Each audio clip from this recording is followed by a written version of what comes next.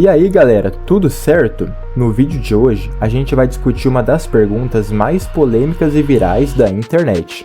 Quem venceria em uma luta mano a mano? 100 homens? Um gorila silverback? Esse é um debate que tomou conta das redes sociais e dividiu opiniões pelo mundo inteiro. Enquanto uns apostam no poder coletivo dos humanos, outros acreditam que o gorila, com toda a sua força bruta, não teria problema algum em vencer. Mas vamos explorar os números, as capacidades físicas e, claro, a biologia por trás de tudo isso, para chegar à resposta definitiva. Preparação para a batalha. Antes de mais nada, precisamos estabelecer as condições dessa batalha. Vamos colocar as coisas de forma clara. Estamos falando de uma luta direta, sem nenhuma arma e sem artimanhas. Nada de utilizar o ambiente a favor, como uma armadilha ou criar um cenário que ajude uma das partes. O gorila estará na sua forma natural e os 100 homens serão pessoas comuns. Nada de super-heróis aqui. A ideia é analisar, na base da força bruta, o que cada parte é capaz de fazer. A força do gorila silverback. Um gorila silverback adulto pode pesar entre 160 e 220 kg, mas vamos considerar o valor mais alto, 220 kg, que é o peso médio de um macho saudável e forte. Se você juntar 4 homens pesando entre 80 e 90 kg, isso dá cerca de 350 a 360 kg, ainda assim um pouco mais do que um único gorila. Mas a diferença não está só no peso. A verdadeira vantagem do gorila vem da sua força. Os gorilas são conhecidos por sua enorme força muscular e eles têm uma vantagem genética. Seus músculos são extremamente densos e cheios de fibras de contração rápida, chamadas fibras tipo 2. Essas fibras são as responsáveis pela explosão de força e potência. Em termos simples, um gorila é capaz de levantar mais de 10 vezes seu peso corporal.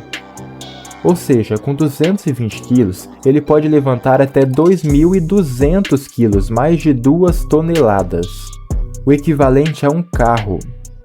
A anatomia do gorila também é surpreendente. Seus músculos são desproporcionais se comparados aos dos humanos. Mesmo que você fosse um atleta de alta performance, como um fisiculturista, não conseguiria competir com a força pura de um gorila. O corpo dele foi projetado para a força, com ombros, braços e costas extremamente desenvolvidos. Não estamos falando de um animal comum, mas de uma verdadeira máquina de força. Força de levantamento e poder de ataque. A força do gorila não é só para levantamento. Ele também tem uma das mordidas mais poderosas do reino animal.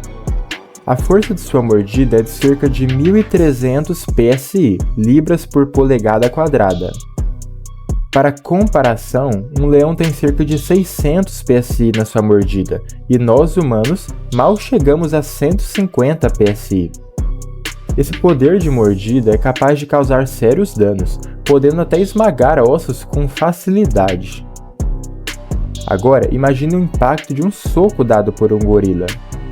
Ele pode atingir uma velocidade de até 40 km por hora, o que é uma velocidade considerável para um ataque direto. Com um simples golpe, ele pode derrubar um humano e a força de seu braço em movimento será capaz de causar grandes lesões, se não a morte imediata. A biologia dos humanos na luta. Mas e os humanos? O que pode ajudar 100 homens a derrotarem um gorila? Bem, nós humanos temos algo que os gorilas não têm: resistência. Enquanto os gorilas possuem músculos projetados para explosões de força rápidas, nós temos músculos mais adequados para atividades de longa duração. Nossos músculos são ricos em fibras tipo 1, que favorecem a resistência e a capacidade de sustentar esforços por longos períodos. Ao contrário do gorila, que tem explosões curtas de energia, os humanos podem manter um esforço constante. Isso é algo que seria uma vantagem importante nessa batalha, pois o gorila se fatigaria após um certo tempo de combate. Estratégia humana. Outro fator importante a considerar é a estratégia. Mesmo que os 100 homens não sejam necessariamente os mais fortes ou habilidosos, eles têm algo que o gorila não possui: inteligência coletiva. Eles podem usar estratégias como distração e coordenação para lidar com o gorila de forma mais eficaz. Claro que em uma luta direta, a força bruta do gorila seria um grande desafio, mas se os humanos usassem suas habilidades para atacar pontos vulneráveis do gorila, como os olhos ou a garganta, as chances de sucesso aumentariam e muito. Analisando os pontos vulneráveis do gorila. Falando em pontos vulneráveis, é importante lembrar que o gorila tem algumas fraquezas, apesar da sua força imensa. Para os humanos conseguirem atingir esses pontos, no entanto, seria preciso uma boa coordenação, e mesmo assim a tarefa seria extremamente arriscada, pois se o gorila agarrasse um dos humanos, ele provavelmente não sobreviveria.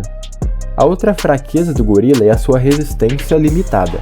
Como eu disse antes, os gorilas são animais que não se movem muito. Eles caminham em média menos de 1 km por dia. Portanto, o gorila é mais eficiente em curtos períodos de atividade intensa do que em uma luta prolongada. Após várias explosões de força, ele começaria a se cansar.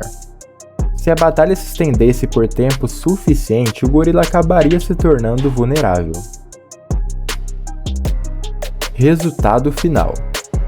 Então, quem vence? Será que a força brutal do gorila é suficiente para derrotar 100 homens? Ou a resistência e inteligência humana são capazes de superar esse desafio?